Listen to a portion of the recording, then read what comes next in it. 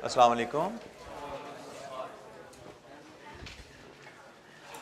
अच्छा जी, हमने discussion start की थी कल कैपिटल इन्वेस्टमेंट अप्रेजल के ऊपर कि कैपिटल प्रोजेक्ट की फिजिबिलिटी असेस करने के तरीके।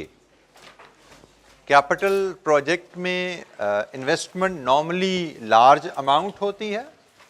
कैपिटल प्रोजेक्ट में जो इन्वेस्टमेंट्स की जाती है उसके रिजल्ट्स लॉन्गर पीरियड्स के लिए आने होते हैं, इसलिए कैपिटल प्रोजेक्ट्स में इन्वेस्टमेंट्स को थॉरली एवेल्यूएट करके फैसला करना चाहिए। डिफरेंट टूल्स जो हमारे सिलेबस में हैं उनमें से कल हमने जो डिस्कशन की थी वो पहला टूल पेबैक पीरियड पे था। पेबैक पीरियड कहता है कि आपने किसी प्रोजेक्ट को अगर इन्वेस्टमेंट के लिए एवेल्यूएट करना है, कंसिडर करना है, तो पहले उसका पेबैक पीरियड कैलकुलेट कर लीजिए। ये देख लीजिए कि प्रोजेक्ट अपनी कमाई से कितने अरसे में ओरिजिनल इन्वेस्टमेंट आपको वापस करेगा। यहाँ पे की पॉइंट था कि इन्वेस्टमेंट से जो रिटर्न है वो हम कैश की सूरत में मेजर करते हैं। सो इवन कैश फ्लोज हों, इवन रिटर्न है तो हम एक सिंपल फार्मूला से पेबैक पीरियड मेजर कर सकते हैं। और अगर किसी प्रोजेक्ट से रिटर्न सालाना अनइवन है तो हम इस वर्किंग की मदद से क्यूमुलेटिव कैश फ्लो का कॉलम बना के पेबैक पीरियड डिटरमिन कर सकते हैं। पेबैक पीरियड कैलकुलेट करना और उसके बाद उसके मुताबिक फैसला करना। फैसला करने के लिए हमने बात की थी कि हम जो भी इन्वेस्टमेंट अप्रेजल टूल पढ़ेंगे उसमें फैसला करने के लिए हमें दो एस्पेक्ट्स दिए जाते हैं। एक एस्पेक्ट फिजिबिलिटी का होता है कि हमें प्रोजेक्ट में इन्वेस्ट करना चाहिए या नहीं करना चाहिए, और दूसरा एस्पेक्ट होता है कि अगर हमारे पास एक से ज़्यादा प्रोजेक्ट्स की ऑप्शन अवेलेबल है तो उनमें से बेहतर प्रोजेक्ट कौन सा है उस पर फैसला करना होता है। तो फिजिबिलिटी का रूल हमने कहा था कि हमारे पास एक स्टैंडर्ड पेबैक पीरियड होना चाहिए। हर ऑर्गेनाइजेशन के पास एक स्टैंडर्ड पेबैक पीरियड होना चाहिए। आप स्टैंडर्ड पेबैक पीरियड को प्रोजेक्ट्स के पेबैक पीरियड जो आपने कैलकुलेट किया कंपेयर करते हो। अगर प्रोजेक्ट आपके मेयार के मुकाबले में जल्दी पैसे वापस करता है तो प्रोजेक्ट इज फीजेबल। अगर प्रोजेक्ट आपके स्टैंडर्ड से ज़्यादा टाइम लगा रहा है तो प्रोजेक्ट फीजेबल नहीं है, हम उसको रिजेक्ट कर देते हैं अपने मेयार के ऊपर। और कंपैरिजन में हमने कहा था हम उस प्रोजेक्ट को सिलेक्ट करते हैं जिस प्रोजेक्ट का पेबैक शॉर्ट है। जी, एनी क्वेश्चन, कोई सवाल? जी बेटा।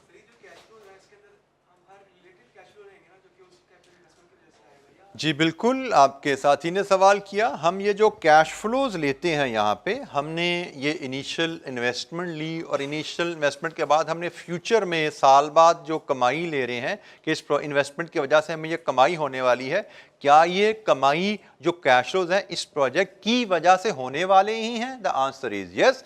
हम इस इन्वेस्टमेंट की वजह से जो हमें कमाई हो रही है सिर्फ वही लेते हैं। इस पर हमारी डिस्कशन अभी बड़ी डिटेल में होगी आगे चल के। रेलेवेंट कैश फ्लोज आइडेंटिफाई करना, हम वो कैश फ्लोज कैसे आइडेंटिफाई करते हैं जो हमारे इस इन्वेस्टमेंट की वजह से आए हैं, क्या क्राइटेरिया है, क्या असूल है, उनको कैसे डिटरमिन किया जाता है, हम उस पर डिटेल में बात करेंगे। बट यस, जो आपने सवाल किया, हम इस इन्वेस्टमेंट की वजह से जो हमें कैश फ्लोज अराइज होते हैं हम उनको कंसिडर करते हैं किसी भी प्रोजेक्ट की फिजिबिलिटी में।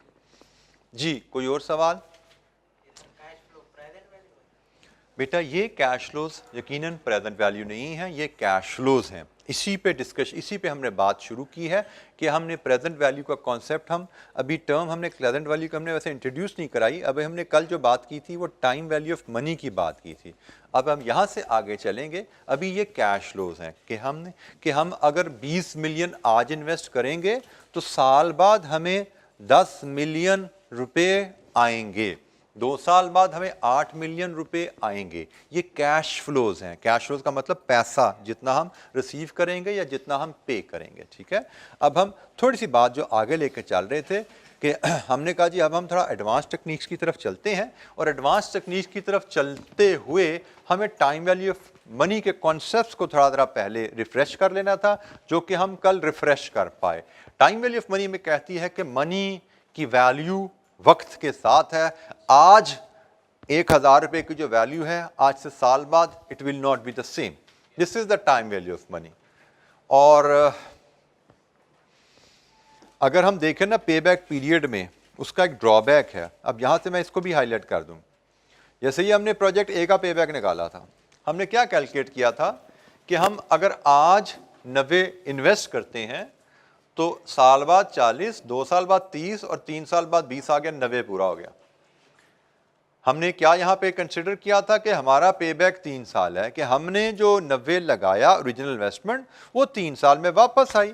अब having introduced with the time value of money concept, क्या हमने जो 90 लगाया और जो हमें 90 अगले 3 सालों में आया, क्या वैल्यू के हिसाब से ये बराबर है? Answer is no. अब हम टाइम वैल्यू ऑफ मनी का कॉन्सेप्ट पढ़ चुके हैं कि भाई पैसा 90 हमने लगाया था, पैसा हमें 90 जरूर मिल गया 3 सालों में, बट ये जो 90 में अगले 3 सालों में मिला है, इसकी वैल्यू यकीनन इन्वेस्ट होने वाले 90 से बहुत कम होगी, क्योंकि with the passage of time money loses value. तो पे बैक का अगर हमसे कोई पूछे कोई ड्रॉबैक बताओ, तो ये पे बैक का बहुत बड़ा ड्रॉबैक है। ये हमें बता रहा है कि ये हमारी इन्वेस्टमेंट 3 साल में वापस आ गई, लेकिन ये इस चीज़ को इग्नोर कर रहा है कि जो हमें वापस आया ना 90 मिलियन, उसकी वैल्यू वो नहीं है जो हमने इन्वेस्ट की थी 90 उसकी थी। ठीक है, तो पैसा ज़रूर वापस आ गया है, पैसा हमें पे बैक ज़रूर हो गया है, बट उस पैसे की वैल्यू इस प्रोसेस में काफ़ी गिर चुकी होती है। अच्छा जी, एक डिसीजन मेकिंग, हम दुनिया का कोई भी फैसला करना चाहें, कारोबारी फैसला कोई भी करना चाहें, तो एक बड़ा बेसिक असूल जो फैसला करने का होता है कि आप देखते हो जो प्रॉब्लम हमारे सामने है, जो डिसीजन मेकिंग सिचुएशन हमारे सामने है, उसकी कॉस्ट क्या है और उसके एसोसिएटेड बेनिफिट्स क्या हैं। हमने कोई भी फैसला करना हो, वो फैसला यस या नो, कॉस्ट वर्सेस बेनिफिट पे डिपेंड करता है। हमने कोई चीज़ बेचनी है या नहीं बेचनी, कोई चीज़ हमने ख़रीदनी है या नहीं ख़रीदनी, दैट विल डिपेंड कि भाई हमें ख़रीदो फरोख्त में फ़ायदा है या नहीं। तो इसी तरह हम कैपिटल प्रोजेक्ट्स भी जब देखते हैं, इसमें भी यही एक बेसिक असूल अप्लाई किया जाना चाहिए। तो लेट्स अप्लाई दिस बेसिक असूल on project A. Cost versus benefit का असूल समझ आता है ना, कि भाई खर्चा कितना हो रहा है, उसकी रिटर्न कितनी आएगी। पे बैक पीरियड हमने डिस्कस कर लिया, उसको क्लोज कर लिया, वो हमारा चैप्टर बंद है। अब हम आगे चल रहे हैं। हमने कहा जी पे बैक की बात खत्म होगी, अब एक इन जनरल असूल की बात करें। तो जनरल असूल क्या है कि किसी भी फैसले को करते हुए उस फैसले में कॉस्ट देखो क्या इन्वॉल्व है और उस फैसले में बेनिफिट्स देखो क्या इन्वॉल्व है। तो उस असूल के तहत अगर मैं प्रोजेक्ट ए को कंसिडर करने चलता हूं, तो मैंने कहा जी ये प्रोजेक्ट ए है, इसमें ये मेरी कॉस्ट है और ये मेरे उसके बेनिफिट्स हैं, ये मेरे रिटर्न्स हैं। इस इन्वेस्टमेंट के नतीजे में मुझे अगले 5 सालों में 40 जमा 30 70 जमा 20 90 जमा 10 110 130 134 90 आज इन्वेस्टमेंट के नतीजे में मुझे अगले 5 सालों में 134 की वापसी होगी। कॉस्ट वर्सेस बेनिफिट का असूल मैं जब यहां पे लगाता हूं, तो ये जनाब मेरी सिचुएशन बनती है कॉस्ट वर्सेस बेनिफिट की। कॉस्ट 90 मिलियन और बेनिफिट 134 मिलियन, लेकिन ये कंपैरिजन डूएबल नहीं है, स्पेशली जब हम टाइम वैल्यू ऑफ मनी का कॉन्सेप्ट पढ़ चुके हैं। हमने टाइम वैल्यू ऑफ मनी का कॉन्सेप्ट पढ़ा है, उस कॉन्सेप्ट को जानते हुए ये कंपैरिजन बनता नहीं है। क्यों नहीं बनता? क्योंकि ये इन्वेस्टमेंट हम जो कर रहे हैं, जो कॉस्ट है, ये प्रेजेंट वैल्यू में है, हम आज इन्वेस्टमेंट कर रहे हैं, और ये जो बेनिफिट हमें आ रहा है ये फ्यूचर में आ रहा है, अगले 5 सालों में आना है। तो जनाब कॉस्ट वर्सेस बेनिफिट का असूल वैलिड है, ऐसे ही होना चाहिए, लेकिन ये कॉस्ट वर्सेस बेनिफिट का असूल यहां पे नहीं लगता, यहां पे कम से कम इस तरह नहीं लगता, क्योंकि कॉस्ट प्रेजेंट में है और बेनिफिट फ्यूचर में है। तो प्रेजेंट वैल्यू का 90,000 को फ्यूचर वैल्यू का 134 से आप कंपेयर नहीं कर सकते। These two values are not comparable. अच्छा जी, अगर ये कंपेरेबल नहीं है तो फिर हल क्या हमारे पास? तो इसका हल आपने सीखा हुआ है डिस्काउंटिंग में, पढ़ी हुई है डिस्काउंटिंग। डिस्काउंटिंग आपने सीखी हुई है कि डिस्काउंटिंग क्या करती है, फ्यूचर वैल्यूज को प्रेजेंट वैल्यू में कन्वर्ट कर देती है। और यह भी आपको बताया गया है कि डिस्काउंटिंग यह वो कंपाउंडिंग का रिवर्स ऑपोजिट होती है। कंपाउंडिंग प्रेजेंट वैल्यू को फ्यूचर वैल्यू में कन्वर्ट करती है और डिस्काउंटिंग फ्यूचर वैल्यू को प्रेजेंट वैल्यू में कन्वर्ट करती है। तो ये आपने अर्लियर अपनी स्टडीज में सीखा हुआ है। तो हमें जो चैलेंज आ रहा था क्या कि भाई ये प्रेजेंट वैल्यू है, ये फ्यूचर वैल्यू है, कंपेरेबल नहीं है। इसका हल हमें डिस्काउंटिंग का मेथड देता है। डिस्काउंटिंग मेथड क्या कहता है कि आप फ्यूचर वैल्यूज को प्रेजेंट वैल्यू में कन्वर्ट कर लो। डिस्काउंटिंग की मदद से हम फ्यूचर वैल्यूज को प्रेजेंट वैल्यू में कन्वर्ट कर सकते हैं, और जब हम फ्यूचर वैल्यूज को प्रेजेंट वैल्यू में कन्वर्ट कर लेंगे then comparison will make sense, फिर कंपैरिजन हो पाएगा, it will be logical then. ठीक है, तो अब हम थोड़ा सा रीकैप अगर ले लें डिस्काउंटिंग का। ये जी आपने एक कंपाउंडिंग का फार्मूला बेसिक सीखा हुआ है आपने। ठीक है जी, future value equal to present value into 1 + r raised to power n, और इसी फार्मूले को रीअरेंज करें तो ये फार्मूला हमारा डिस्काउंटिंग का फार्मूला कहलाता है। Present value equal to future value into 1 + r raised to power n।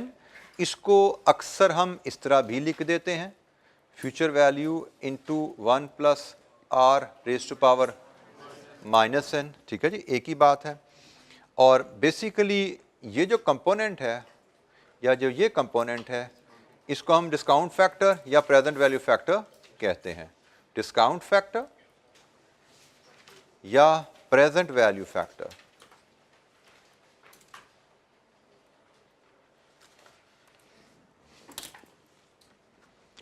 तो ये जनाब कंपाउंडिंग और डिस्काउंटिंग की कहानी है। तो इसके लिए आपने अपने पीआरसी में क्यू में बेतहाशा एक्टिविटीज़ की हुई हैं, तो उन्हीं की एक बेसिक सी रिवीजन हम थोड़ी यहाँ पे करते हैं ज़रा। हमारे बुक में इलस्ट्रेशन 3, 4 हमारे पास चैप्टर है जी, किताब में ये 12, और चैप्टर 12 में ये इलस्ट्रेशंस हमारे पास अवेलेबल हैं पेज नंबर 160 ऑनवर्ड। तो जनाब मैं ये इलस्ट्रेशन आपके सामने लाता हूँ और फिर हम इनको डिस्कस करते हैं।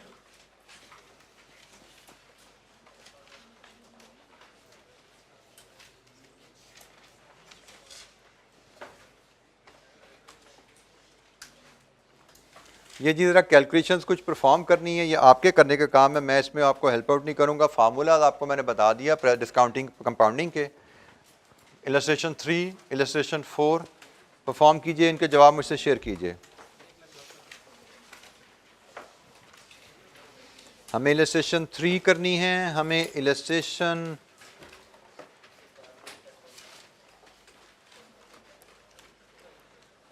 4 करनी है, और क्या क्या है जी हमारे प्लान में 5, 6, 7, 8, 9 तक जाना है जी, हमें सारी इलस्ट्रेशन करनी है जी। ठीक है जी, तो हम पहले 3 और 4 की बात करें। अगर फार्मूलाज किताब किसी के पास नहीं है, यहाँ से नोट करना चाहें कर लीजिए। ये कंपाउंडिंग का फार्मूला नोट कर लीजिए, वो डिस्काउंटिंग का फार्मूला नोट कर लीजिए। ठीक है जी, तो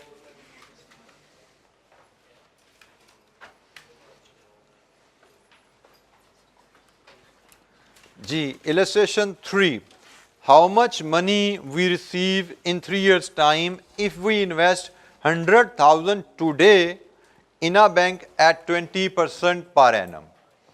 आज अगर 1 लाख इन्वेस्ट करें, आज इन्वेस्ट करें 1 लाख, तो 3 साल में हमें कितना पैसा मिलेगा। इसका मतलब इस सवाल में ये आपकी प्रेजेंट वैल्यू है, ये आपकी n है, ये आपका r है, और रिक्वायरमेंट है आपकी how much money we will receive. आपको फ्यूचर वैल्यू डिटरमिन करनी है, फ्यूचर वैल्यू आपको डिटरमिन करनी है। तो जनाब इलस्ट्रेशन नंबर 3 में कितनी है फ्यूचर वैल्यू? 172,800। 800। ये इलस्ट्रेशन 3 का आंसर आपके पास आ गया जनाब। इलस्ट्रेशन 3 का आंसर आपके पास फ्यूचर वैल्यू आपने कैलकुलेट की।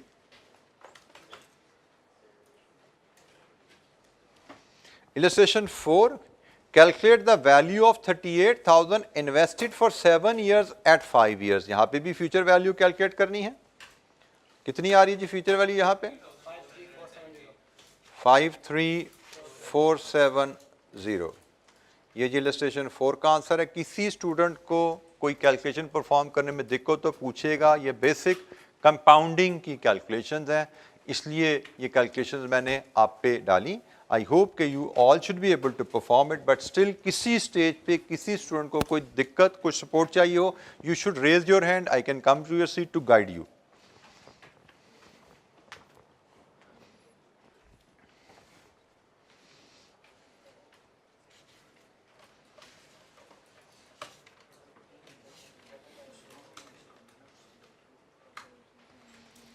अच्छा जी, अब ज़रा डिस्काउंटिंग के रेफरेंस से इलस्ट्रेशन 5 देखिए। What should be invested now to receive 10,000 in 4 years time. 10,000 in 4 year time, इसका मतलब ये फ्यूचर वैल्यू है, और what should be invested now, इसका मतलब आपको प्रेजेंट वैल्यू चाहिए। ये आपका आर आ गया और ये आपका एन हो गया। तो जनाब यहाँ से प्रेजेंट वैल्यू डिटर्मिन कीजिए। Present value will be future value into 1 plus r raised to power minus n. 1 plus r raised to power minus n. जी क्या आ रही है जी? 7350। ये आपकी इलस्ट्रेशन 5 की वैल्यू आ गई। Illustration 6, What is the present value of 1,15,000? Present value of 1,15,000, this is future value. Receivable in 9 years, this is n, और ये आपका r आ गया। Present value कैलकुलेट करनी है, तो present value will be 1,00,000 future value 1,15,000 into 1 plus r raised to power minus 9। कितना जी? 68068। तो हमने जब भी किसी फ्यूचर वैल्यू को प्रेजेंट वैल्यू पर लाना हो, तो वो फ्यूचर वैल्यू, फ्यूचर की जो कैश फ्लो है वो कितने साल बाद आ रही है, हमें ये वैल्यू पता होनी चाहिए, और वो फ्यूचर वैल्यू उस पीरियड के दौरान आर क्या प्रिवेल कर रहा है, रेट ऑफ रिटर्न क्या प्रिवेल कर रहा है। सो कैश फ्लो पता हो फ्यूचर में जो आना है, एन पता हो, आर पता हो, हम उसकी प्रेजेंट वैल्यू कैलकुलेट कर सकते हैं। प्रेजेंट वैल्यू से मराद फ्यूचर में जो पैसा 1,15,000 आना है वो आज के कितने पैसे के बराबर है। जी any question?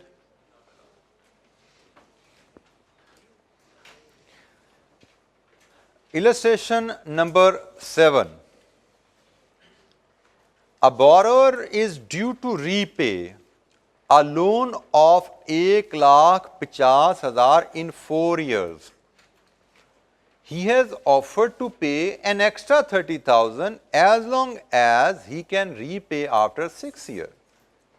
The lender has arranged funds at 8%. Requirement: should lender accept the offer? क्या लेंडर को ये ऑफर एक्सेप्ट करनी चाहिए? बेसिकली यहाँ पे इशू क्या हमारे सामने है? एग्जाम्पल नंबर 7 में इशू है लोन रीपेमेंट, और ऑप्शन 2 हैं। ऑप्शन नंबर 1 1,50,000 इन 4 years, और ऑप्शन नंबर 2 1,80,000 इन 6 years। हमसे पूछा गया है कि भाई बोरोअर ने ये ऑप्शन दी है 1,50,000 4 साल बाद या 1,80,000 6 साल बाद, तो क्या बेहतर है? Should lender accept the offer, मतलब वो 1,80,000 एक्सेप्ट करे या 1,50,000 के साथ ही चले? तो भाई अब हमें 1,50,000 4 साल बाद आना है, 1,80,000 6 साल बाद आना है। असूल तो बड़ा आसान है भाई, जहां पे ज्यादा पैसे हैं वो अच्छा है, जहां पे ज्यादा पैसे हैं वो ऑप्शन बेहतर है। बट चैलेंज यहां पे क्या है कि भाई ये पैसे 4 साल बाद हैं, ये पैसे 6 साल बाद हैं, ये दोनों कंपेरेबल नहीं है टाइम वैल्यू ऑफ मनी के कॉन्सेप्ट के मुताबिक।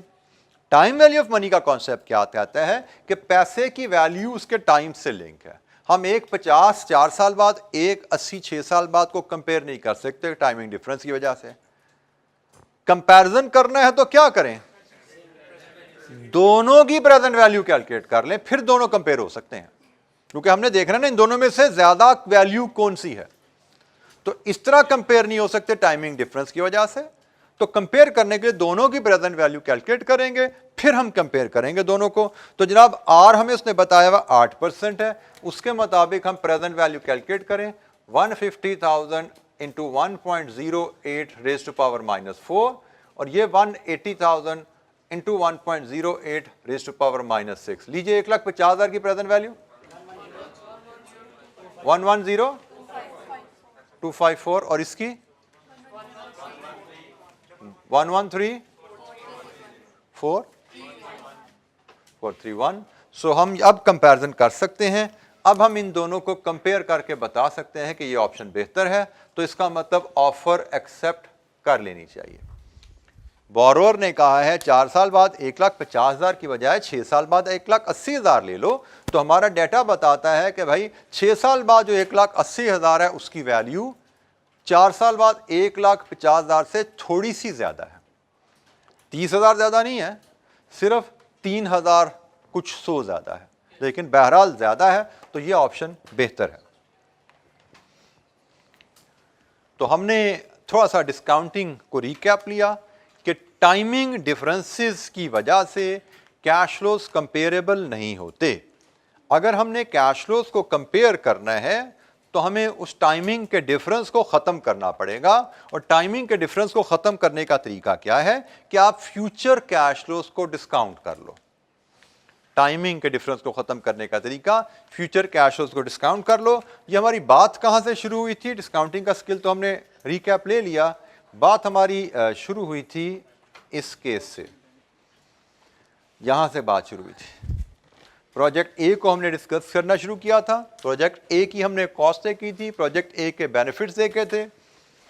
हमने कॉस्ट वर्सेस बेनिफिट के असूल से फैसला करना चाहा प्रोजेक्ट ए फीजिबल है या नहीं।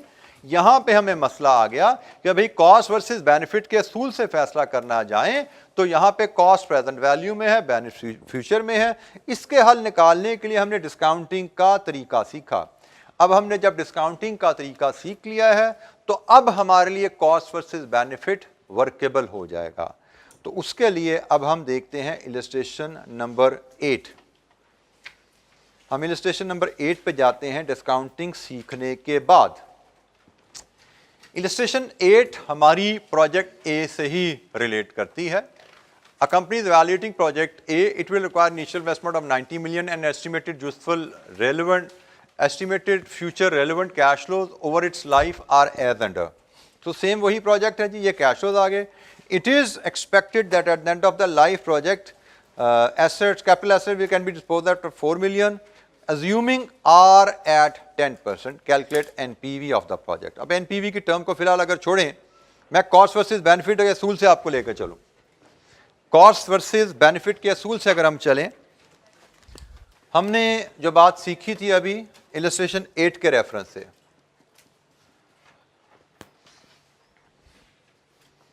कि प्रोजेक्ट में इन्वेस्टमेंट होगी कैश फ्लोज टर्म में रुपीज इन मिलियन में 90 मिलियन की, और इसके बाद ईयर वाइज इसके कैश फ्लोज जो हैं वो कुछ ऐसे हैं 40, 30, 20, 20, 20। अच्छा, रेजिडुअल वैल्यू भी प्रोजेक्ट के एंड पे ही आ रही है ना 4 मिलियन की। तो यहाँ पे एक बेसिक लर्निंग डेवलप अभी कर लीजिए कि जब हम कैपिटल इन्वेस्टमेंट अप्रेजल कर रहे होते हैं तो उसमें हम इन्वेस्टिंग कैश फ्लोज लेते हैं और उसमें हम ऑपरेटिंग कैश फ्लोज लेते हैं। कैश फ्लोज के नॉलेज से ये दोनों टर्म्स आपके लिए फेमिलियर होनी चाहिए। Am I right? Investing cash flows नंबरात कैपिटल एसेट खरीदना और कैपिटल एसेट बेचना, ये आपके इन्वेस्टिंग कैश फ्लोज हैं। और in between operating cash flows, मतलब कैपिटल एसेट के इस्तेमाल से जो चीजें बनाई, उनको बनाने पे जो खर्चा आया, और उनको बेचा, उनको बेचने से जो रेवेन्यू आया, तो ये रेवेन्यू माइनस कॉस्ट है। ये सारा जो पोर्शन है, ये पोर्शन आपका रेवेन्यू लेस कॉस्ट का है। ठीक है, रेवेन्यू लेस कॉस्ट है, और ये दो आइटम आपके इन्वेस्टिंग कैश फ्लोज के हैं।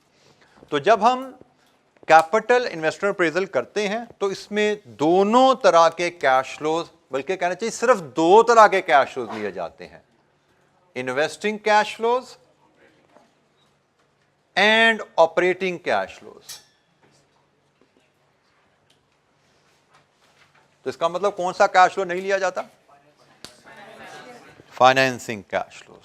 Financing cash flows investment appraisal में कंसिडर नहीं किए जाते। ठीक है, आगे चलेंगे, सवाल आएंगे, वहाँ पे भी बात दोबारा होगी, लेकिन फिलहाल मैंने एक बेसिक सा असूल था आपको यहीं पे बता दिया। ठीक है, हम सिर्फ इन्वेस्टिंग और ऑपरेटिंग कैश फ्लोज को इन्वेस्टमेंट अप्रेजल में इस्तेमाल करते हैं।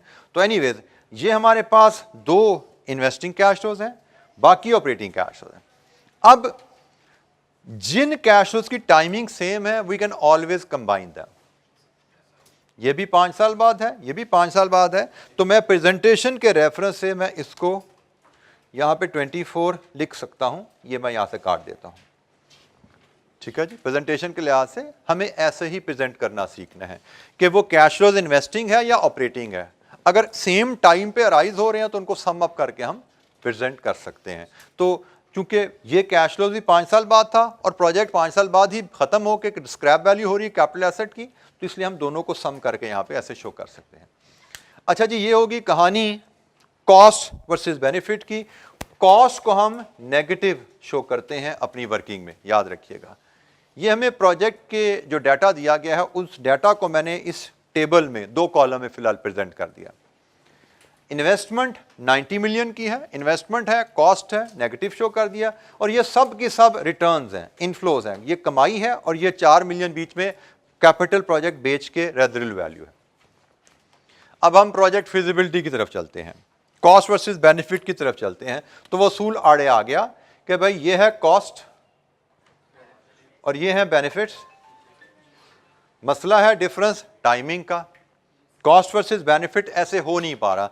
दिखने में तो लग रहा है कि बेनिफिट्स 134 हैं, कॉस्ट 90 है, प्रोजेक्ट दिखने में तो फिजिबल ऐसे लगता है, लेकिन जब हमें टाइम वैल्यू ऑफ मनी का पता है तो हम कहेंगे भाई इनको कंपेयर ऐसे नहीं करना, क्योंकि ये अगले 5 सालों में आने हैं, ये तो आज की इन्वेस्टमेंट है। क्या करना चाहिए?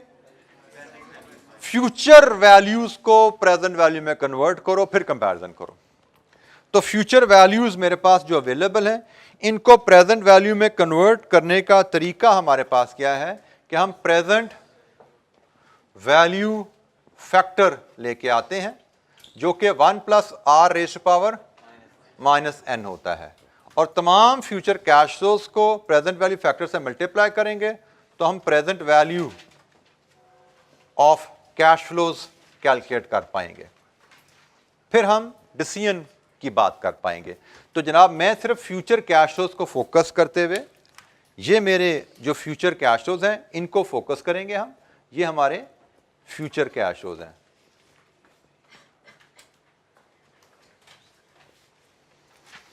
तो जनाब, ये 1 साल बाद 40 मिलियन आने हैं, आर हमारा 10% है, 1 + r, 10 का मतलब 0.1 raised⁻n, n should represent year, 1 + r⁻², 1 + r⁻3, 1 + r⁻4, 1 + r⁻5। लीजिए जी, फ्यूचर कैश फ्लोज पे हम सिर्फ फोकस कर रहे हैं, तो मुझे प्रेजेंट वैल्यू बताइए। जो पहला कैश फ्लो 40, इसकी प्रेजेंट वैल्यू 36 2 डेसिमल पे ले जाइए 36 जी। 30 मिलियन दूसरा कैश फ्लो, इसकी प्रेजेंट वैल्यू 24.79। तीसरा कैश फ्लो, उसकी प्रेजेंट वैल्यू 15.03। चौथा कैश फ्लो 13.66। आखिरी कैश फ्लो 14.90। तो हमने कहा जी ये 134 को हम 90 से कंपेयर नहीं कर सकते, क्योंकि 134 फ्यूचर वैल्यू है।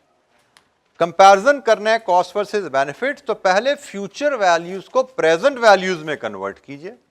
फ्यूचर वैल्यूज को प्रेजेंट वैल्यू में कन्वर्ट करने का तरीका क्या है कि आप हर फ्यूचर वैल्यू को डिस्काउंट फैक्टर से मल्टीप्लाई कीजिए। Present value is equal to future value into 1 + r⁻⁻n। तो ये जनाब हमने 1 + r⁻⁻n लिया, और हमने हर फ्यूचर वैल्यू को प्रेजेंट वैल्यू फैक्टर से मल्टीप्लाई कर दिया, जिसके नतीजे में हमें तमाम प्रेजेंट वैल्यूज मिल गई। अब हम कंपैरिजन कर सकते हैं, तो उसके लिए जरा मुझे इसका सम बता दीजिए। क्या आ रहा है इसका सम? 104.74। ये है हम बेनिफिट्स की प्रेजेंट वैल्यू, ये है बेनिफिट्स की प्रेजेंट वैल्यू। अब हम कंपैरिजन इसका कर सकते हैं, कॉस्ट वर्सेस बेनिफिट्स। अब हम कर सकते हैं, कॉस्ट है 90 और बेनिफिट्स है 104.74। पहले हम 90 वर्सेस 134 कर रहे थे, हमने कहा जी ये बात मुनासिब नहीं है क्योंकि ये प्रेजेंट वैल्यू है, ये फ्यूचर वैल्यू है। हमने कहा जी ये मुनासिब बात नहीं है, मुनासिब बात ये बनती है इसमें ये भी प्रेजेंट वैल्यू है, ये भी प्रेजेंट वैल्यू है। अब बताइए what is your decision, cost versus benefit. आपका क्या डिसीजन है, प्रोजेक्ट में इन्वेस्ट करना चाहिए? Answer is yes. बड़ा आसान सा फैसला है क्योंकि benefits are more than the cost, as benefits are more than the cost, so project is feasible.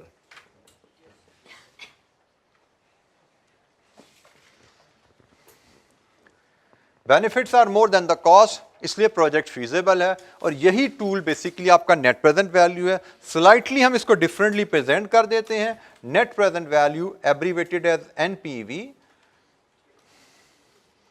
Present value of future benefits minus present value of investment. हमारे case में future benefits की present value 104.74 minus investment की present value 90, net present value 14.74। और यहां पे जो बात समझने की है, नेट प्रेजेंट वैल्यू हमारी जो आ रही है it is positive. Positive value itself बता रही है कि बेनिफिट्स कॉस्ट से ज्यादा है। पॉजिटिव वैल्यू बताती है बेनिफिट कॉस्ट से ज्यादा है, इसीलिए प्रोजेक्ट फीजिबल है। अगर हमारी एनपीवी की वैल्यू नेगेटिव आ जाती तो नेगेटिव वैल्यू हमें बताती कि हमारे बेनिफिट्स कम है, कॉस्ट ज्यादा है। नेगेटिव वैल्यू यहां पे आती तो हम कहते हैं प्रोजेक्ट फीजिबल नहीं है, इसको रिजेक्ट कर दीजिए।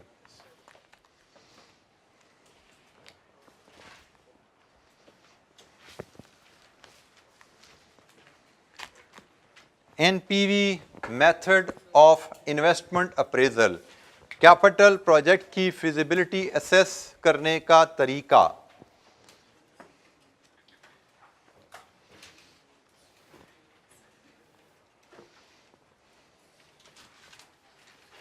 जी any question?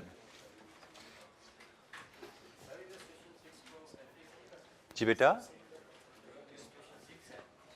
Illustration 6 annuity factor क्या होता है वो तो अभी हमने सीखा ही नहीं इस क्लास में। तो वैसे इलस्ट्रेशन 6 कौन सी है?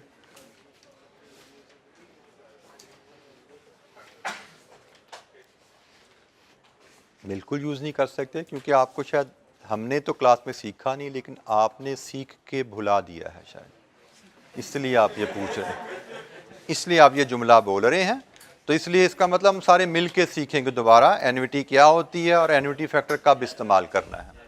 ठीक है, तो अभी आपने जिस एग्जाम्पल की तरफ इशारा किया उस एग्जाम्पल में एन्युटी का साया भी मौजूद नहीं है। तो इंशाअल्लाह हम जल्दी सीखेंगे, हमारी डिटेल डिस्कशन इस पे होने वाली है। एन्युटी क्या है, परपेचुटी क्या है, उनको हम कब यूज़ करेंगे, कब डिस्काउंटिंग करेंगे, कैसे करेंगे, डिटेल डिस्कशन होगी। जी बेटा, एनपीवी 0 भी हो सकती है। अच्छा जी, जरा तवज्जो से सुनिए आपके साथी, हमने अभी यहाँ पे क्या बात की कि पीवी एनपीवी क्या है, net present value, PV of future benefits minus PV of investment. हमने इस एग्जाम्पल में डिस्कस किया कि बेनिफिट्स की प्रेजेंट वैल्यू ज़्यादा है, इन्वेस्टमेंट की प्रेजेंट वैल्यू कम है। इसका मतलब हमारे ओवरऑल इस प्रोजेक्ट में बेनिफिट ज़्यादा होने की वजह से प्रोजेक्ट फीजिबल है। आपके साथी का सवाल है कि एनपीवी 0 भी तो हो सकती है, कि बेनिफिट्स और कॉस्ट बराबर भी तो हो सकते हैं। तो अगर ये दोनों बराबर हैं, वो हमें क्या चीज़ बता रही है, उसके लिए शायद आपको एक आध दिन इंतज़ार करना पड़ेगा। कुछ टर्म्स अभी हमने ना एनपीवी सिर्फ एक कैलकुलेशन सीखी है, इसका मीनिंग ये असल में मैं बताती क्या, ये वैल्यू में क्या बता रही है, असल मीनिंग इसका क्या है, उस पर भी मैंने जाना है। ये तो सिर्फ मैंने आपको बता दिया भाई कैलकुलेट ऐसे करते हैं, इसका रूल ये है, लेकिन असल में ये 14.74 क्या है उस पर भी मेरी बात होनी है। इवन अभी आपको मैंने आर का नहीं बताया, व्हाट इज आर, किसी ने क्वेश्चन ही नहीं किया, लगता है आपको ऐसे ही पढ़ाया गया आर है तो पाई जो आर तो लिखी कैलकुलेट करी जाओ। व्हाट इज आर, कहां से आया, क्यों आया, 8% 6% क्या है, तो ये मतलब अभी आपको समझाना है। तो जब मैं आपको एनपीवी का मतलब समझाऊंगा, जब आर का मतलब समझाऊंगा, इंशाअल्लाह गालिबन शायद कल ही समझाऊंगा, तो उसके साथ ही फिर हम इस सवाल को आप दोबारा लेके आना, ठीक है। ये सवाल फिर आप दोबारा पूछना कि जी अब बताएं एनपीवी 0 हो तो क्या करनी चाहिए, हम इसको वहां पे जवाब दे पाएंगे। फिलहाल जो हमने चीज सीखी है कि एनपीवी आंसर पॉजिटिव आ रहा है तो प्रोजेक्ट फीजेबल है, क्योंकि पॉजिटिव आंसर बता रहा है कि ओवरऑल बेनिफिट्स इन्वेस्टमेंट से ज्यादा हैं। अगर आंसर नेगेटिव आएगा तो प्रोजेक्ट फीजेबल नहीं है, क्योंकि नेगेटिव आंसर बताएगा कि बेनिफिट्स इन्वेस्टमेंट से कम है। तो हम किसी भी इन्वेस्टमेंट डिसीजन की तरफ तभी जाते हैं जब इन्वेस्टमेंट जो हुई है उससे ज्यादा रिटर्न मिल रही हो हमें। तो ज्यादा रिटर्न पॉजिटिव एनपीवी से सिग्निफाई होती है, नेगेटिव एनपीवी इन्वेस्टमेंट से कम रिटर्न की निशानदेही कर रही है। पॉजिटिव एनपीवी पे एक्सेप्ट, नेगेटिव एनपीवी पे रिजेक्ट। अच्छा, एक छोटी सी प्रेजेंटेशन के रेफरेंस से एक बात सीख लीजिए कि हम प्रेजेंटेशन में क्वेश्चन कैलकुलेट करते हुए एनपीवी कैसे प्रेजेंट करेंगे। हम इस तरह इक्वेशन नॉर्मली एग्जाम में नहीं दिखाएंगे। हम एनपीवी कैलकुलेशन में ये जो इन्वेस्टमेंट है ये ऑलरेडी प्रेजेंट में हो रही है, इसको भी इस कॉलम में एज नेगेटिव फिगर एक्सटेंड कर लेते हैं और हम सिंपली इस कॉलम का सम कर लेते हैं। ये सम हमारा एनपीवी है, ये एक नेगेटिव फिगर है, ये बेनिफिट सारे पॉजिटिव फिगर हैं। 14.74 हमारा ये आंसर यहाँ पे डायरेक्टली ऐसे आ जाता है। और हम इसको यहाँ पे 90 लाने के लिए प्रेजेंट वैल्यू में चूंकि इन्वेस्टमेंट है, हम यहाँ पे फैक्टर भी 1 नॉर्मली लिख देते हैं कि इसको हमने 1 से मल्टीप्लाई करके यहाँ पे एज इट इज 90 एक्सटेंड कर दिया। हमें इस वैल्यू को डिस्काउंट करने की जरूरत नहीं है। डिस्काउंट मतलब रिडक्शन हम करते हैं सिर्फ उन कैश फ्लोज को जो फ्यूचर में अराइज हो रहे हैं। जो कैश फ्लोज फ्यूचर में अराइज हो रहे हैं उनको हम डिस्काउंट फैक्टर से मल्टीप्लाई करके रिड्यूस करते हैं। जो इन्वेस्टमेंट है वो तो प्रेजेंट में होती है, इन्वेस्टमेंट तो हम आज करेंगे तो हमारा कारोबार शुरू होगा। तो इन्वेस्टमेंट चूंकि ऑलरेडी प्रेजेंट में है तो उसको हम रिड्यूस नहीं करते, उसको हम डिस्काउंट नहीं करते, उसको हम सिंपली 1 से मल्टीप्लाई करके 90 ही इस वर्किंग में एक्सटेंड कर देते हैं। तो ये प्रेजेंटेशन के रेफरेंस से मैंने बताया, कॉन्सेप्ट भी आपसे शेयर हो गया एनपीवी का क्या है और प्रेजेंटेशन भी आपसे शेयर होगी एनपीवी की क्या है। जी, एनी क्वेश्चन?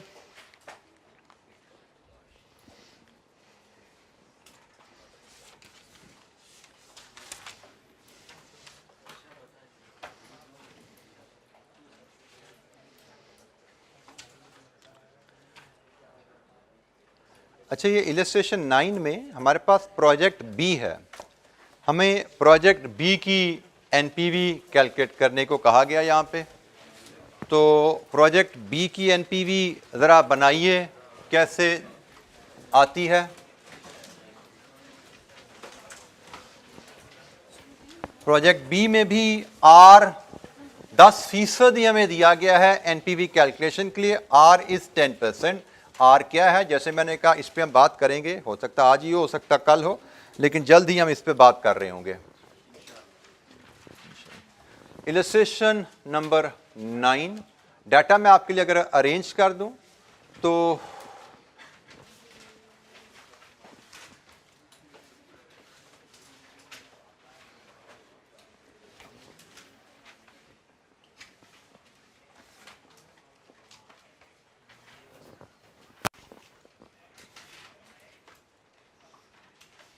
इन्वेस्टमेंट 20 मिलियन की है। इसके बाद ईयर वाइज 5 साल लाइफ है। पहले साल 10 मिलियन की रिटर्न, दूसरे साल 8 मिलियन की, तीसरे साल 6 मिलियन की, फिर 4 और आखिरी साल 4 और साथ ही रेजिडुअल वैल्यू 2। 4 जमा 2 6। लीजिए जी, ये आपके कैश फ्लोज हैं और आपका डिस्काउंट फैक्टर आर यहाँ पे भी 10% है। टेबल पॉपुलेट करेंगे और मुझे आप यहाँ पे एनपीवी इसकी बताइए क्या आ रही है। Calculate NPV for project B.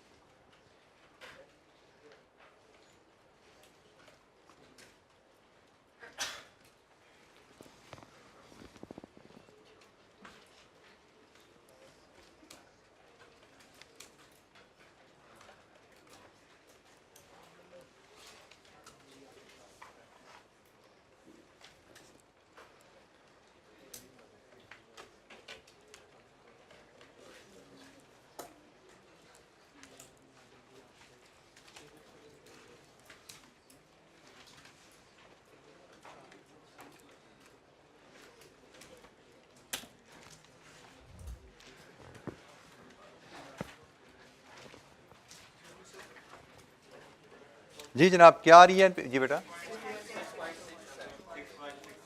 6.67 and is also positive. Normally positive NPV हो तो हम साइन नहीं लगाते, नेगेटिव हो तो ब्रैकेट में शो करते हैं, तो विदाउट ब्रैकेट मीन पॉजिटिव। जी बेटा आपका सवाल?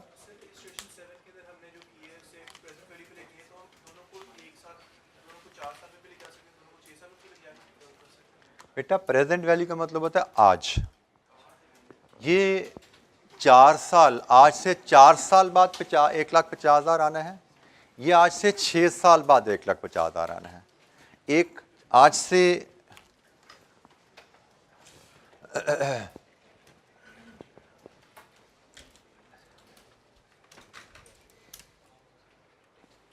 ये आपका आज है, ठीक है जी, और ये आपका 4 साल बाद है, और ये आपका 6 साल बाद है। ये 4 साल बाद 1,50,000 या 6 साल बाद 1,80,000, हम इनको कंपेयर कर रहे हैं। ठीक है, हमने कहा जी हमें 4 साल बाद 1,50 लें या 6 साल बाद 1,80 लें। हमने कहा जी ये कंपेरेबल नहीं है, क्योंकि इनमें टाइमिंग का डिफरेंस है, 2 साल का गैप है। अगर ये सेम टाइम पे होते ना कंपेरेबल था। तो कंपेरेबल बनाने का तरीकाकार क्या है कि भाई इन दोनों को आज पे ले आओ। उसका तरीकाकार क्या है? इन दोनों की प्रेजेंट वैल्यू कैलकुलेट कर लो। ये भी आज पे आ गया, ये भी आज पे आ गया। अब देख लो किसकी वैल्यू ज़्यादा है। ये काम किया हमने। ठीक है, तो हमने देखा 1,80,000 आज पे आया, उसकी वैल्यू देखा था, अब नहीं देख सकते। तो 1,50,000 आज पे आया, उसकी वैल्यू फिर कंपेयर कर लिया। ठीक है जी, एनी क्वेश्चन? जी बेटा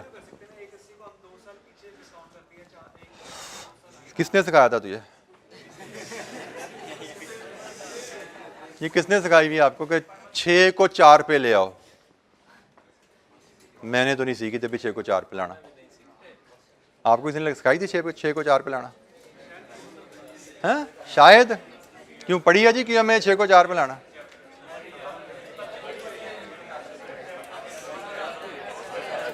सारे ना बताएं, एक बच्चा बता दे। बेटा नॉर्मली असूल याद रखिए, कंपेरेबल बनाने के लिए अगर तो कैश फ्लोज के टाइमिंग मैच हो रहे हैं तो एज इट इज कंपेयर हो जाएंगे, लाइक विद लाइक है कंपेयर हो जाएंगे। लेकिन अगर टाइमिंग मैच नहीं हो रहे तो रूल इज उनको प्रेजेंट वैल्यू पे ला के कंपेयर किया जाएगा। ठीक है जी,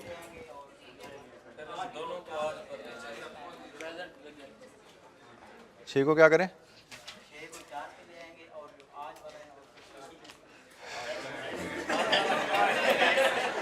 इसलिए मैंने कहा असूल याद रखो, टाइमिंग डिफरेंसेस रहेंगे। टाइमिंग डिफरेंसेस वैल्यूज़ को कंपेयर करने का तरीका एक ही रखेंगे हम कि तमाम फ्यूचर वैल्यूज़ को आज पे ले आओ, प्रेजेंट वैल्यू में कन्वर्ट कर लें, कंपेयर कर लें, ज़िंदगी आसान रखें। परम्यूटेशन कम्बिनेशन ना बनाएं कि किसको आगे ले जाएं किसको पीछे ले आएं। ठीक है, असूल आसान रखें, ज़िंदगी आसान रखिए। तमाम फ्यूचर कैश फ्लोज को जिनके टाइमिंग डिफरेंसेस हैं कंपैरिजन करना है, प्रेजेंट वैल्यू में ले आएं। अच्छा जी, प्रोजेक्ट बी की एनपीवी हमने कैलकुलेट की। अब आपको ज़रा प्रेजेंट वैल्यू टेबल से भी इंट्रोड्यूस करवा दें। इंट्रोड्यूस क्या, रिफ्रेश दोबारा ही करवाना है, तो इससे आप फेमिलियर हैं जी। अच्छा, इसमें एक टाइपो है, हमारी किताब में ये टेबल लगा हुआ है, किताब के आखिर में कहाँ पे आ रहा है ये?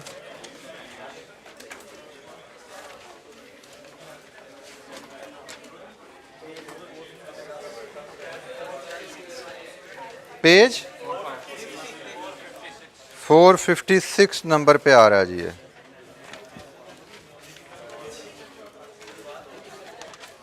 पेज 456 पे ये टेबल आ रहा है। इसमें एक टाइपो आपके पास, ठीक है, मेरे आपका ठीक हो चुकी है ना? ठीक है, मेरे पास अच्छा गलत थी, वहाँ पे पुरानी स्लाइड लगी हुई थी। बहरहाल तो ये टेबल आपके पास है। हम आइंदा फ्यूचर में फार्मूला हमें पता है 1 + r⁻⁻n, present value factor calculate करने का फार्मूला हमें पता है, लेकिन एग्जाम में हमें ये टेबल्स अवेलेबल होते हैं ऑन डिमांड। हम इन्विजिलेटर से प्रेजेंट वैल्यू टेबल हासिल कर सकते हैं और हमें ये टेबल हासिल करना चाहिए। और क्लास में भी as a habit, as a practice, हम फ्यूचर में टेबल से ही डिस्काउंटिंग किया करेंगे। ठीक है जी, टेबल से बाहर हम कब जाना है उस पर भी बात करेंगे, लेकिन आप लोगों को हैबिट बनानी है कि हम टेबल की मदद से ही डिस्काउंटिंग किया करेंगे। तो जैसे अब टेबल को हमने यूज करना है, इस केस में इलस्ट्रेशन बी में अगर टेबल अप्लाई करूं तो यहां पे जी आपके पास ये कॉलम है आ रहा है एन का, और ये आपके पास रो आ रही है आर की। ये आर है, ये एन है, तो हमें 10% चूज करना है, तो आर की रो में आइए 10% चूज कीजिए, और हमें 1 से लेकर 5 तक के फैक्टर चाहिए, तो ये N1, N2, N3, N4, N5 ये हैं जी हमारे रेलेवेंट फैक्टर जो कि हम प्रोजेक्ट बी की डिस्काउंटिंग में यूज कर सकते हैं। तो इंस्टेड के हम 1 + r raise to power -n लगाएं, मैं यहाँ पे टेबल पे जाऊंगा 10%, मैं ये फार्मूला यहाँ नहीं लिखूंगा, मैं यहाँ पे लिखूंगा प्रेजेंट वैल्यू फैक्टर एट 10%। फिर मैं टेबल पे जाऊंगा 10% 1 ईयर 0.909, 10% 2 ईयर 0.826, 0.751, 683। लीजिए जी, तो हमें अब वो फार्मूला लिखना और फार्मूले में फैक्टर डालना और कैलकुलेटर पे सॉल्व करने की जरूरत नहीं है। हमने यहाँ पे 10% लिखा, एग्जाम पॉइंट ऑफ व्यू से हम ऐसे चला करेंगे।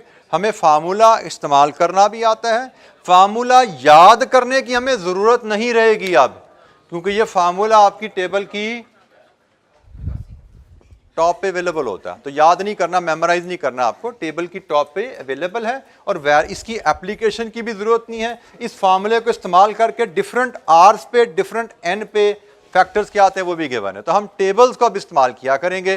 तो जनाब यही आंसर आप इस तरीके से भी, इसको हम यहाँ पे 1 लगा देते हैं। तो मुझे अगर हेल्प कीजिए मल्टीप्लाई करके, ये 20 आ गया जी, मल्टीप्लाई कीजिए 9.09, 6.61, 4.55, 51, 73, 3.73। लीजिए जी, सम कीजिए तो शायद ये 6.67 ही बन रहा है। तो डिस्काउंटिंग करते हुए आइंदा अब हम इस प्रेजेंट वैल्यू टेबल्स को ही यूज किया करेंगे, यहीं से डिस्काउंट फैक्टर उठाया करेंगे। फार्मूला हमें यूज करना पड़ सकता है, वजह उसकी क्या है कि table will have a range. जैसे इस टेबल में रेट 10% और ये निचला हाफ देखे 20%, 20% तक जाता है। अगर हमें एग्जाम में कोई क्वेश्चन आएगा जिसका R 20 से ज्यादा है तो फार्मूला इस्तेमाल करना पड़ेगा। इसी तरह यहाँ पे जो N है वो भी 20 साल तक जा रहा है, R भी 20% तक गया, N भी 20 साल तक जा रहा है। तो हमें अगर ऐसा कोई डिस्काउंट फैक्टर चाहिए जिसमें N 20 से ज्यादा है तो फिर फार्मूला इस्तेमाल करना पड़ेगा।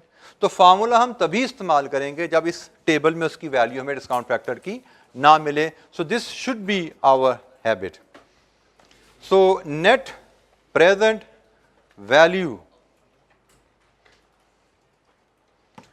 अच्छा जी, डिसीजन रूल के रेफरेंस से हमारी बात होगी। फिजिबिलिटी की तो हम बात कर चुके हैं। फिजिबिलिटी का रूल मैंने आपको बता दिया कि अगर एनपीवी पॉजिटिव है तो प्रोजेक्ट एक्सेप्ट करें, एनपीवी नेगेटिव है प्रोजेक्ट रिजेक्ट करें। तो साथ ही अब हम प्रोजेक्ट ए और बी की बात करें तो हमारा प्रोजेक्ट ए भी एनपीवी पॉजिटिव दे रहा है, बी भी पॉजिटिव दे रहा है, दोनों प्रोजेक्ट फीजिबल है। प्रोजेक्ट ए की एनपीवी भी 14.74 पॉजिटिव है, मतलब बेनिफिट्स इन्वेस्टमेंट से ज्यादा हैं। प्रोजेक्ट बी की एनपीवी भी 6.67 पॉजिटिव है, मतलब बेनिफिट्स इन्वेस्टमेंट से ज्यादा हैं। दोनों प्रोजेक्ट्स फीजिबल हैं।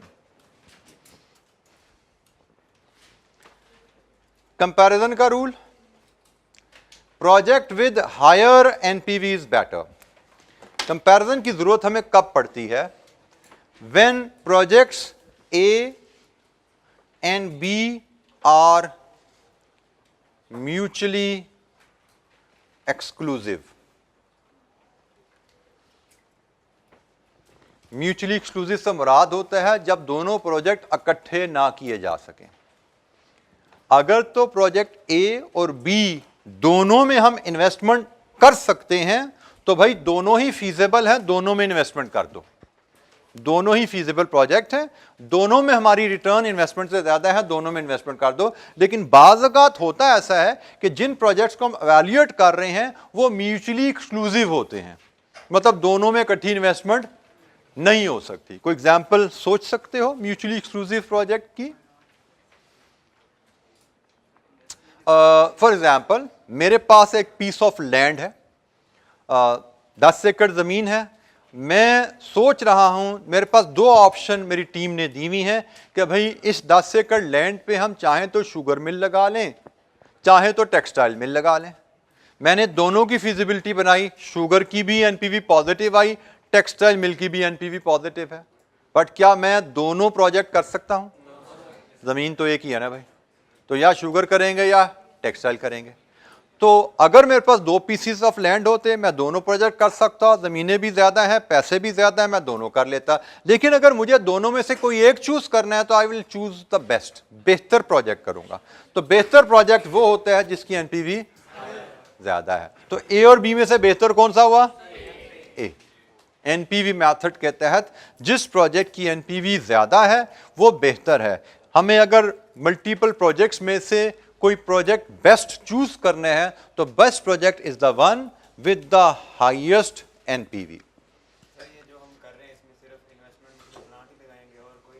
हम टोटल प्रोजेक्ट की बात कर रहे हैं, ठीक है। इसमें इट कुड बी, ये कैपिटल इन्वेस्टमेंट की बात हो रही है। Capital investment could be whole new business setup, जमीन खरीदना, बिल्डिंग बनाना, ये सारी कैपिटल इन्वेस्टमेंट्स हैं। प्लांट खरीदना, प्लांट चलाना, ये सारी कैपिटल इन्वेस्टमेंट है। सो कैपिटल इन्वेस्टमेंट पूरा नया बिजनेस सेटअप करना भी हो सकता है। कैपिटल इन्वेस्टमेंट आपके बिजनेस की एक्सपेंशन भी हो सकता है कि भाई हमारी 5 यूनिट लगे हुए हैं तो एक छठा यूनिट भी मशीन ऐड कर दें साथ, ताकि प्रोडक्शन की कैपेसिटी बढ़ जाए। तो कोई भी कैपिटल इन्वेस्टमेंट का प्रोजेक्ट है, वो नया प्रोजेक्ट लगाना है, वो नया बिजनेस शुरू करना है, या वो एग्जिस्टिंग बिजनेस की एक्सपेंशन की बात है। दोनों सूरतों में हम यही टूल इस्तेमाल करते हैं, यही टूल्स इस्तेमाल करते हैं इन्वेस्टर अप्रेजल के। जी, एनी क्वेश्चन?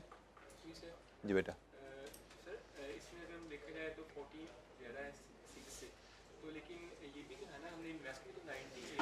जी, आपके साथी का सवाल है कि बेशक प्रोजेक्ट ए की एनपीवी ज्यादा है 14.74, बी के मुकाबले में 6.67, लेकिन प्रोजेक्ट ए में इन्वेस्टमेंट भी तो हम कितनी ज्यादा कर रहे हैं, 90 मिलियन की इन्वेस्टमेंट है, वहां पे तो इन्वेस्टमेंट भी सिर्फ 1/4 से भी कम है, 20 मिलियन की इन्वेस्टमेंट है। तो 20 मिलियन अगर हम कंपैरिजन रेशियो में देखें तो रेशियो में शायद वहां पे एनपीवी वर्सेस इन्वेस्टमेंट उधर ज्यादा नजर आती है, जैसे आपके साथी कह रहे हैं। लेकिन इसका जवाब मैं फिर वही कहूंगा कि चूंकि आपको भी एनपीवी का मतलब नहीं पता, इसलिए आप ये सवाल कर रहे हैं। आर और एनपीवी का मतलब जब आपको पता लगेगा तो इसका जवाब भी आपको वहां पे क्लियर हो जाएगा। जैसे आपको 0 एनपीवी का जवाब क्लियर होगा, इसका जवाब भी आपको इंशाअल्लाह आर और एनपीवी की डिस्कशन के साथ ही क्लियर होगा। जी, एनी अदर क्वेश्चन? कोई और सवाल यहां तक?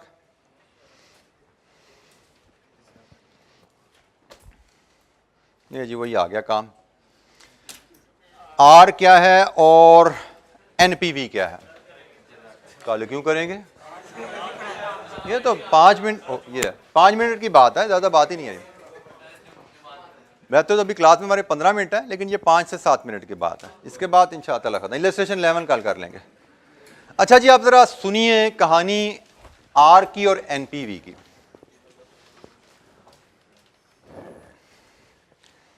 किसी भी कैपिटल प्रोजेक्ट की जो एक कहानी होती है वो शुरू होती है प्रोजेक्ट के आइडिया के साथ। सबसे पहले प्रोजेक्ट का आइडिया सोचा जाता है।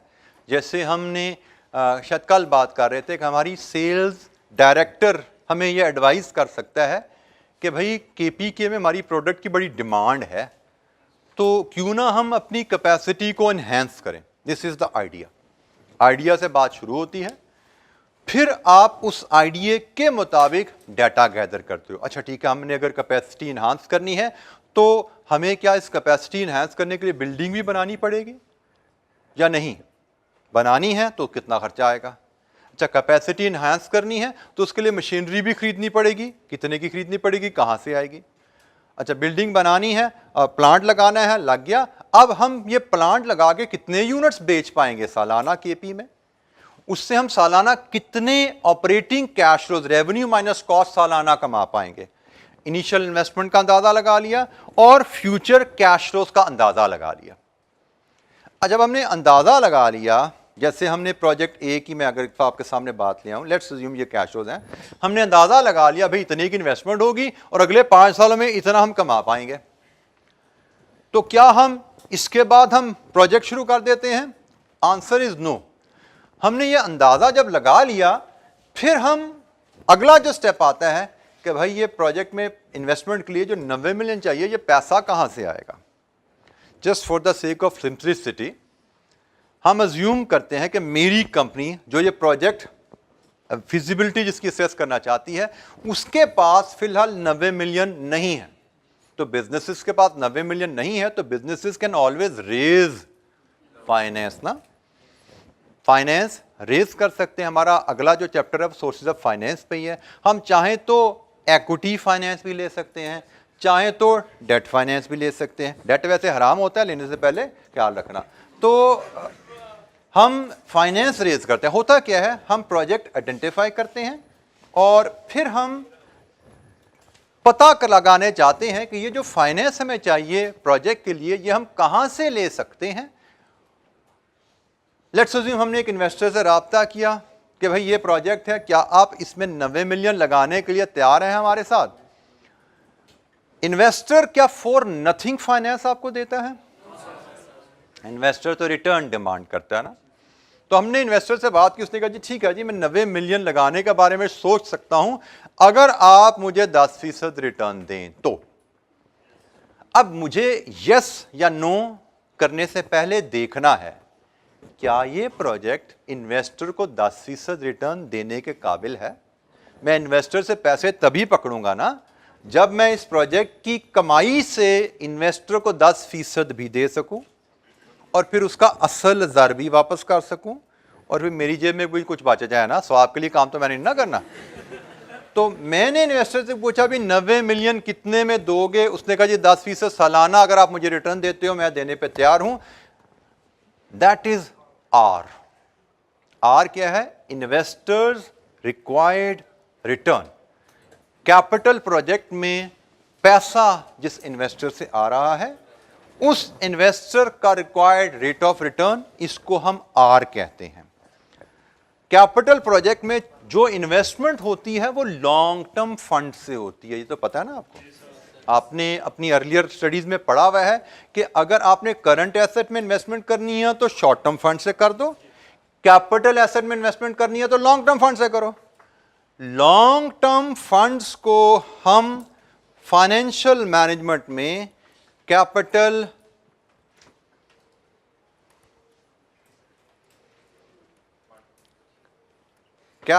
एम्प्लॉयड कहते हैं। Long term funds capital employed कहते हैं। इसके दो इसके हिस्से होते हैं, एक लॉन्ग टर्म डेट और एक इक्विटी। और इस कैपिटल एम्प्लॉयड को बाज़ वक़्त हम कैपिटल भी कह देते हैं। अच्छा, फाइनेंशियल अकाउंटिंग में ना कैपिटल जब जुमला बोलते हो, आप लफ्ज़ कैपिटल बोलते हो, उसका मतलब इक्विटी समझा जाता है, ठीक है। लेकिन हम फाइनेंशियल मैनेजमेंट के सब्जेक्ट में जब कैपिटल का वर्ड बोलते हैं तो कैपिटल का वर्ड कैपिटल एम्प्लॉयड होता है। यहाँ पे हमारी डिक्शनरी थोड़ी सी फ़र्क है अकाउंटिंग से। यहाँ पे कैपिटल से मुराद कैपिटल एम्प्लॉयड है और कैपिटल एम्प्लॉयड में लॉन्ग टर्म डेट भी हो सकता है, इक्विटी भी हो सकती है, कॉम्बिनेशन ऑफ द टू भी हो सकता है। तो for the sake of simplicity हमने कहा जी हमने अपने प्रोजेक्ट के लिए जो कैपिटल रेज करना है वो एक ही इन्वेस्टर है, वो इक्विटी का है, वो डेट का है, हम उस डिटेल में नहीं जाते। एक ही इन्वेस्टर है, उसने कहा जी मुझे 10% रिटर्न दोगे तो मैं आपके साथ इन्वेस्टमेंट पे तैयार हूँ। तो ये जो आर है ना, बेसिकली ये कॉस्ट ऑफ कैपिटल एम्प्लॉयड है। जिस इन्वेस्टर से आप पैसा ले रहे हो प्रोजेक्ट के लिए, उस इन्वेस्टर का कॉस्ट ऑफ उसका इसको इन्वेस्टर का रिक्वायर्ड रिटर्न भी कहते हैं, इसको required return of capital provider, इसको आप ये भी कह सकते हो। और इसको हम कॉस्ट ऑफ कैपिटल एम्प्लॉयड भी कह सकते हैं और शॉर्ट फॉर्म में इसको हम कॉस्ट ऑफ कैपिटल कहते हैं, जो कि हमारा एक नेक्स्ट चैप्टर नंबर 3 आएगा। उसमें हम इस पर डिटेल तो नहीं, ब्रीफ डिस्कशन होगी। डिटेल तो इसकी आप CFA 4 में जाके पढ़ते हो, लेकिन introductory level discussion cost of capital पे हमारी आने वाली है। But for the time being R is your cost of capital employed या कॉस्ट ऑफ कैपिटल, जो कि बेसिकली रिप्रेजेंट कर रही है required return of capital provider. ये तो होगी R की कहानी। अब हम इसको थोड़ा सा एनपीवी की कैलकुलेशन पे अगर आगे लेकर चलें, हमने क्या सीखा था कि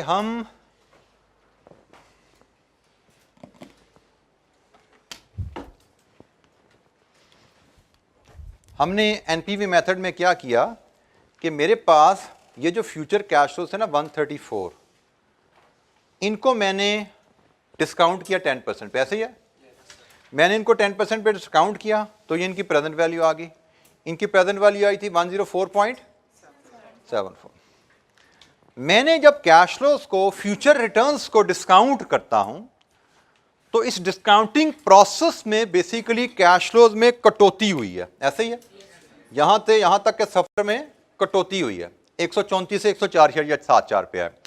ये कटौती किस मद में हुई है, इसकी एक्यूरेसी हम बाद में बात करेंगे, but just for the sake of understanding at this position आप समझिए ये कटौती हुई है इन्वेस्टर को, हमने उसकी रिटर्न दी है वापस। उसने 10% रिटर्न मांगी थी ना, मैंने प्रोजेक्ट को 10% पे डिस्काउंट कर दिया। जब बेनिफिट्स को मैंने 10% पे डिस्काउंट किया तो अभी तक के लिए समझो ये जैसे मैंने उसको 10% रिटर्न उसको दे दी कि मैंने उससे 90 लिया, फ्यूचर में मैंने जो कमाया उसमें से मैंने 10% उसको पे कर दिया। 10% पे करके मेरे पास क्या बचा 104.74। अब क्या ये सारे पैसे मेरे हैं? Answer is no. उसका असल ज़र भी तो देना है ना, उसका असल ज़र उसको वापस किया कि भाई ये कटौती होगी इन्वेस्टमेंट रिटर्न की, ये रिटर्न आपकी गई, अब आपको 90 वापस करना है, लीजिए जी आप 90 भी लीजिए। बाकी क्या बच गया? ये बचा मेरी जेब में, ठीक है, ये बचा मेरी जेब में। तो अब अगर मैं इस ओवरऑल प्रोजेक्ट को एनालाइज करूं, प्रोजेक्ट ए की कहानी क्या है? जब मैंने प्रोजेक्ट का आइडिया कंसीव किया मेरी जेब में पैसे थे 0, मेरी जेब में कोई पैसा नहीं था। आइडिया मेरे पास था, इन्वेस्टर के पास गया, उससे पूछा भाई कितने % के अगेंस्ट, रिटर्न के अगेंस्ट पैसा मुझे देते हो? उसने कहा 90 के अगेंस्ट।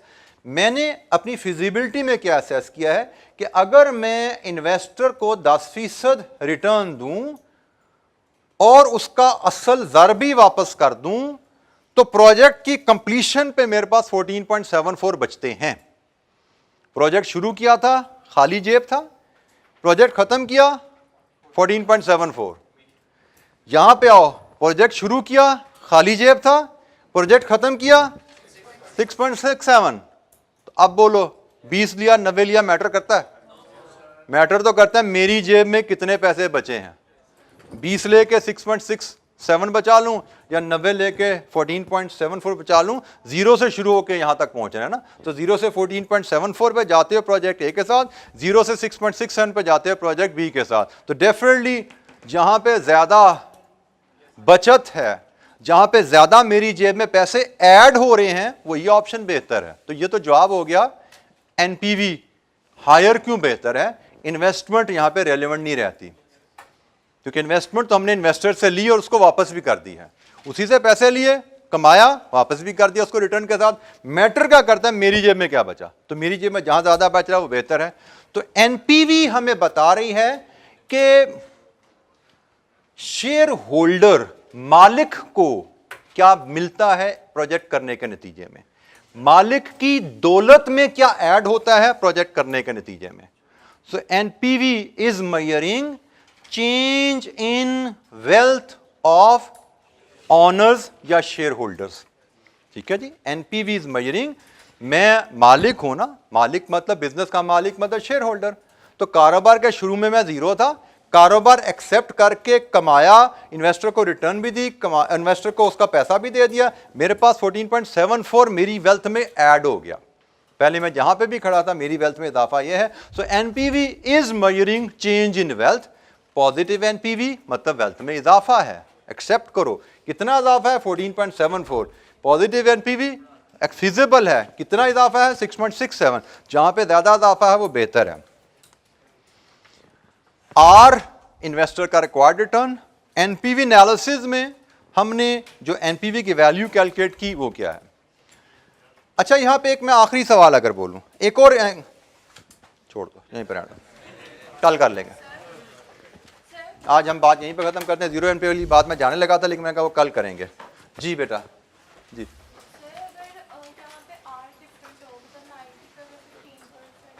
सॉरी, आपके साथी का सवाल है कि अगर इस प्रोजेक्ट में आर 15% है, या चलो यहाँ पे 10 है वहाँ पे 20 है, यहाँ पे 10 है वहाँ पे 20 है, बेटा मुझे उससे फ़र्क नहीं पड़ता। इसको मैं 10% पे डिस्काउंट करूँगा, इसको मैं 20% पे डिस्काउंट कर लूँगा, मुझे तो मैटर करता ही है। इन्वेस्टर को उसकी रिटर्न भी दे दी, इन्वेस्टर को 10 है या 20 है, जितनी भी रिटर्न है दे दी ना उसको, उसका असल भी दे दिया। मेरे पास क्या बच रहा है, दैट मैटर्स। 10% रिटर्न दी या 20% रिटर्न दी, मुझे इससे फ़र्क नहीं पड़ा। मुझे फ़र्क पड़ता है इससे। आर 10% है तो 10% पे डिस्काउंट कर दो, आर 20% है 20% पे डिस्काउंट कर दो, एंड में देखना बचा क्या। ठीक है, आज के लिए इतना ही। बाकी इंशाअल्लाह कल डिस्कशन को कैरी करेंगे, यहीं से बात शुरू करेंगे, आगे लेके चलेंगे। Thank you very much. अस्सलाम वालेकुम।